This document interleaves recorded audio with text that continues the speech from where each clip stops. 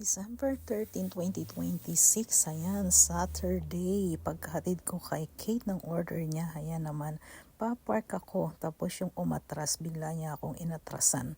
So, ang bilis niya actually, kasi talagang napipi yung aking tagiliran. Pero sabi niya, ako daw ang may kasalanan kasi mabilis ako. So, nakita niyo ang picture at ang sistema ng aming banggaan. Sino kaya sa amin ang may kasalanan? O, diba? Ayan ang banggaan, 'di ba? Siya yung umatras mula sa parking. Papark ako doon pa diretso. So, kayo na lang ang humusga at ang insurance ang humusga. Ayan, lumabas siya sa parking na yan, oh. O ako naman diretso sa parking doon. So, tinamaan niya ako.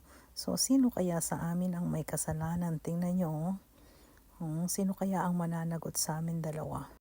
Malinaw na lumampas na siya sa akin.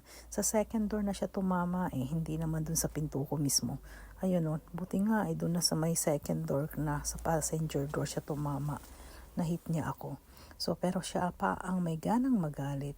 Anyway, bahala na ang insurance namin mag-usap tungkol dito sa banggaan na to. Dito naman sa Holland ay ganon, insurance na ang bahala.